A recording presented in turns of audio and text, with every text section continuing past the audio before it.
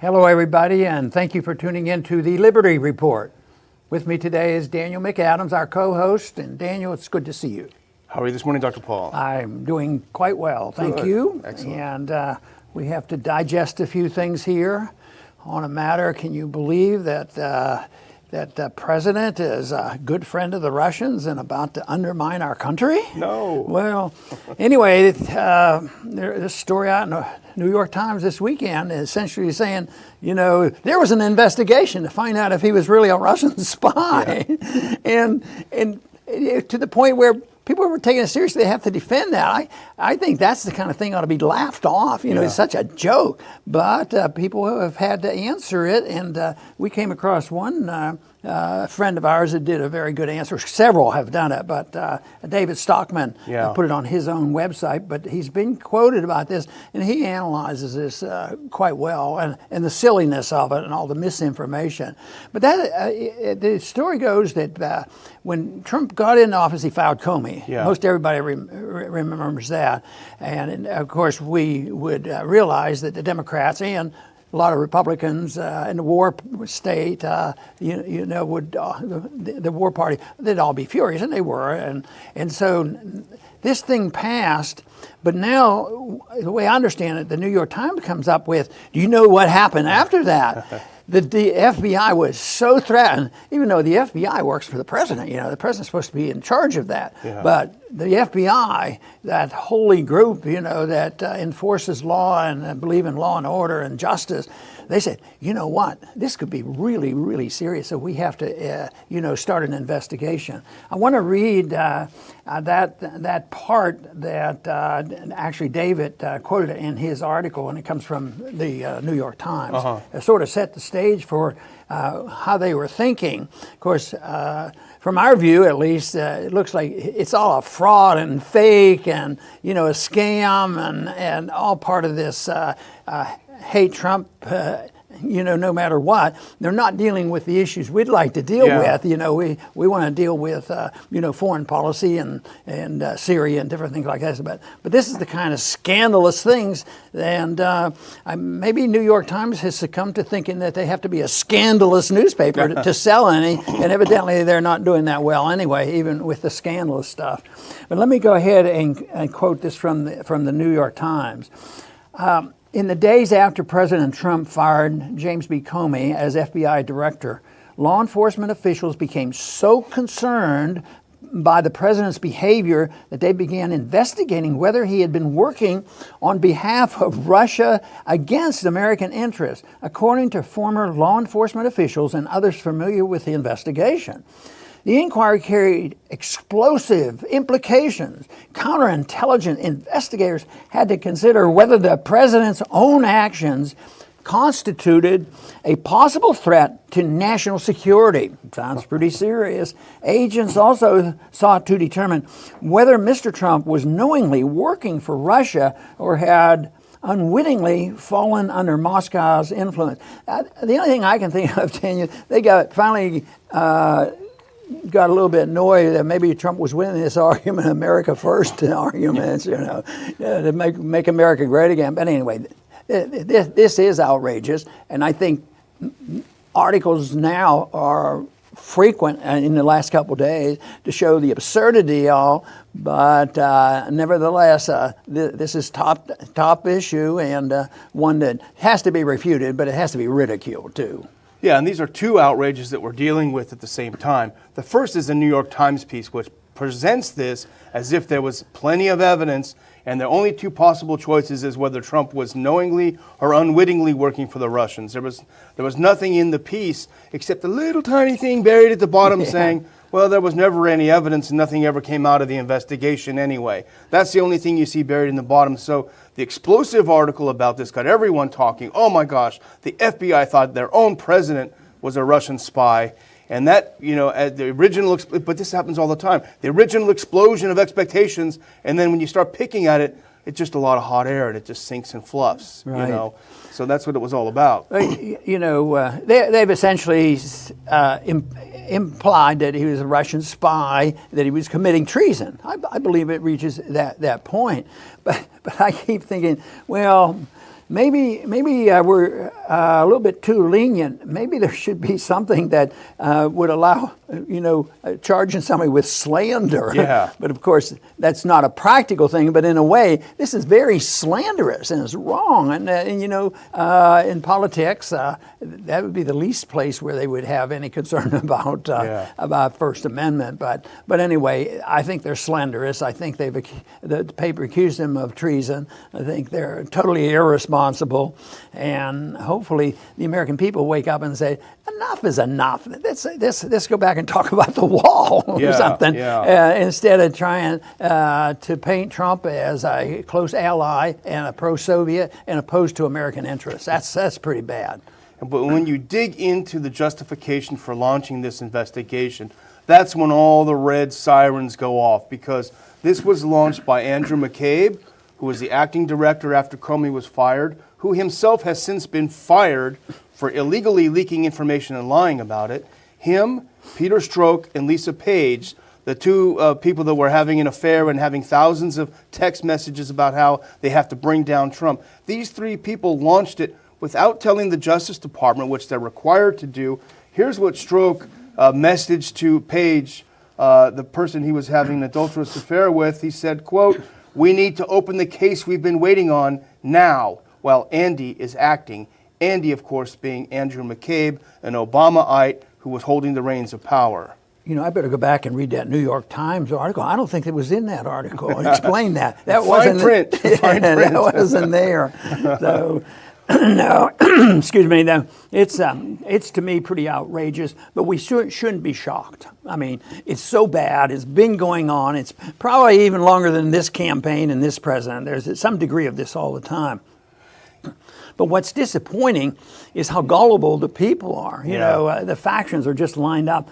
No matter what is said by the New York Times and by the War Party people, they're going to accept it and then hate Trump even more. And of course, Trump people will dig in their heels. And we're frustrated because we're trying to criticize the dumb things that Trump is doing, and where the Democrats should be, presenting an opposition, they're so, enraptured with this idea that he's a secret Russian spy. But here's the justification that the FBI, when you dig down, these are the several things that they used to justify suspicions that the president was a Russian spy.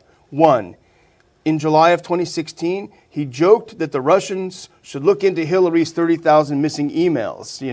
This was a joke. It was clearly a joke. Everyone understood at the time it was a joke. He meant it to underscore the fact that she's over there with her private server, bleach bidding it and all this stuff. And maybe the Russians have it. They should take a look at it. Second thing, he refused to criticize Putin on the campaign trail, as if there's an obligation to criticize a foreign leader on the trail. This is real. This is true.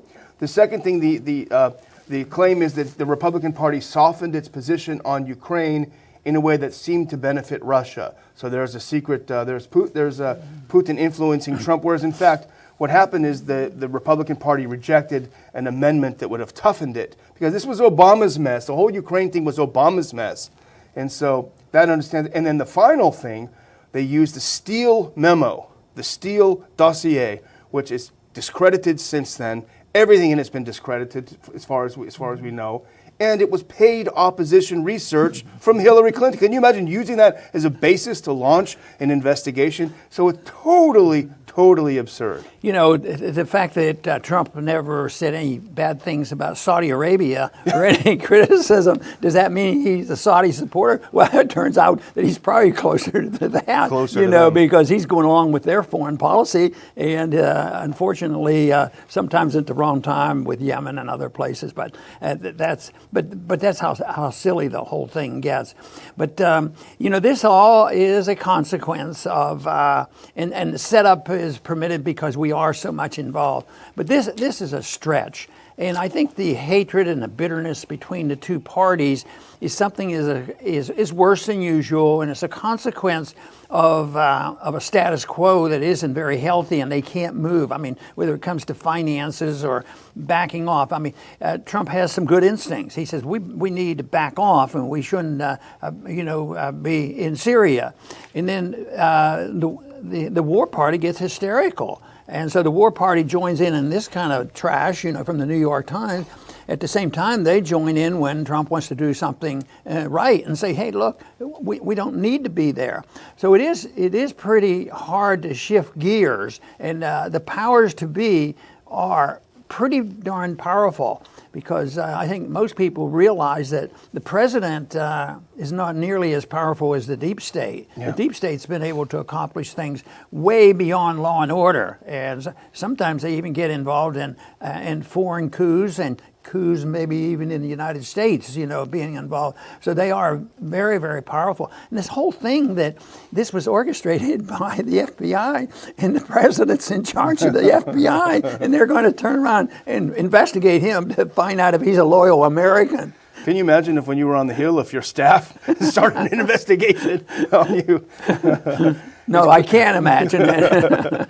But it's amazing, I think one of the things that it shows is I think it was David that wrote this, the groupthink in Washington. This really exposes it. If you have a president that challenges the foreign policy status quo, that challenges the conventional wisdom on foreign policy, that we have to have enemies overseas to justify having the massive military budget we have, to justify 1,000 bases overseas. If you challenge that at all, then somehow you're going to incur the wrath of the entire world upon your shoulders. And I really don't think Trump understood how vicious and dangerous the deep state is. I think he was a little naive when he walked in there with a clear mandate from the people to do some of the things. And the other thing is, if he's a spy, he openly ran on a policy of getting along with the Russians. It was not a secret. Usually spies do things in secret. Every time I saw him in front of the microphone, what's so bad about getting along with Russia? Why shouldn't we get along with Russia? If he's a spy, he's probably the lamest spy ever.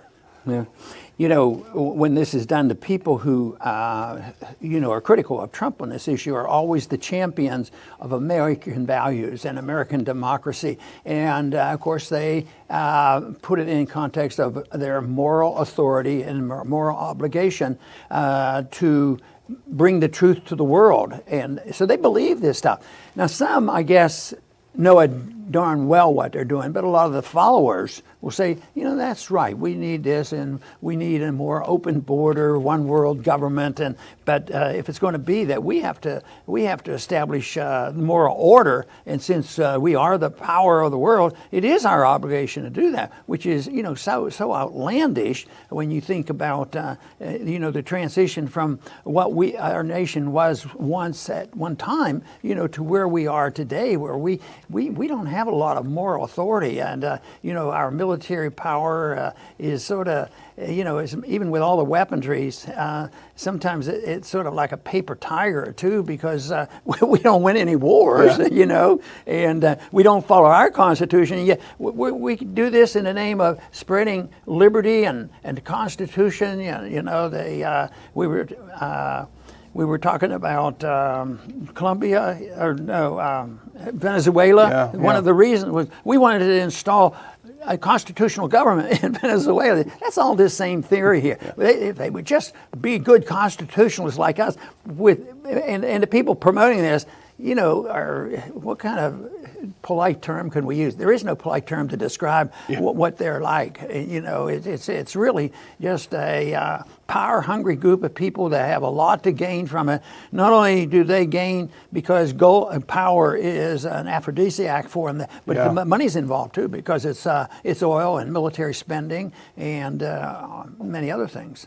Absolutely. And the one thing we also looked at, Moon of Alabama had a pretty good synopsis of what happened too. And they made an interesting point, and this is why we have Obama in the title too, other than the fact that these were Obama loyalists in the FBI that launched it. But Obama made some interesting executive order changes just as he was leaving office that made it easier for the FBI to launch counterintelligence investigations such as this, and to gain signals intelligence, electronic intelligence from the NSA, which may have helped them to investigate the Trump campaign more thoroughly, things that are now coming out in the Mueller investigation. So definitely Obama had a sniff of what was going on, wrote this executive order that made it quite a bit easier to do.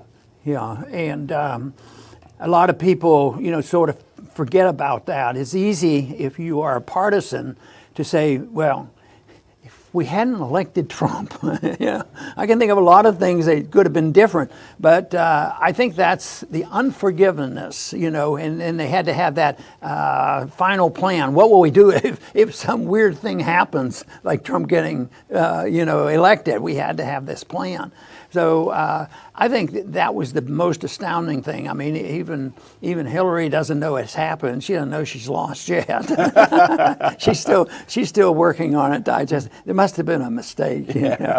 So it's something that it's important because it's political nonsense and goofy stuff, but it's in the midst of foreign policy problems that could explode any time around the world. It's in a situation where we have financial problems that could have really an explosion of some type of financial crisis. So then with this bickering going on, we know that one thing, this whole thing about the government closed down is pretty much of a fake, about who's suffering, I've been impressed with the fact, even the left, even the New York Times and everybody else, that they only sympathize, not only, but most of the sympathy is 800,000 people, they're out of work and they didn't get their check and they're sympathizing. But I think there's evidence that the people who don't have their services aren't yelling and screaming. There's some incidents, and I'm sure there will be, but the real problem is the concern about the government officials that might be a week late for their check. Yeah, exactly.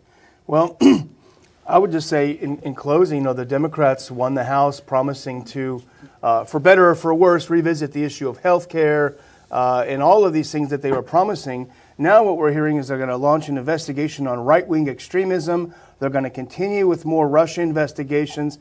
It really remains to be seen whether the people that voted for the Democrats want more of this stuff, want more of this confrontational, really fact-free, really substance-free sort of things. It remains to be seen. I tell you what, Dr. Paul, one thing that I'm interested in is the emergence of Tulsi Gabbard as a candidate on the Democratic Party, because I think she stirs things up.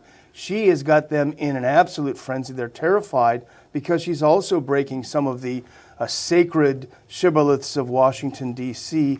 So I think that will be something for us to watch in the future. Yeah, I think that is important, and I think Gabbard, along with Beto takes a foreign policy similar to hers.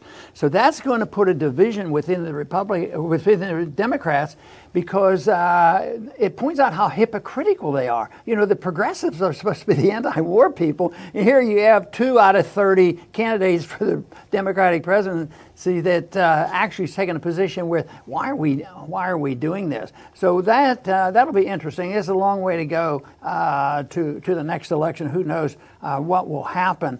But it's something that we will, of course, be watching very closely. But it's the important thing is that we know who and what they're doing and why they're doing it. And quite frankly, it's not good when you know the details of this. It's just too bad we just couldn't laugh at this and go on to the next step. Yesterday I put out an article dealing with campaign finance reform. And Daniel alluded to, what's coming in the next campaign, in the next Congress. And that is what I'm concerned about, because most of it was an attack on the First Amendment. We already have a problem with that, with social media and cracking down on conservative viewpoints and the use of the IRS and different things like that. So I think they're going to work very, very hard to make sure our message isn't heard. So that's why we're going to work harder than ever to make sure that we can get the information out that is vital. I want to thank everybody for tuning in today to the Liberty Report. Please come back soon.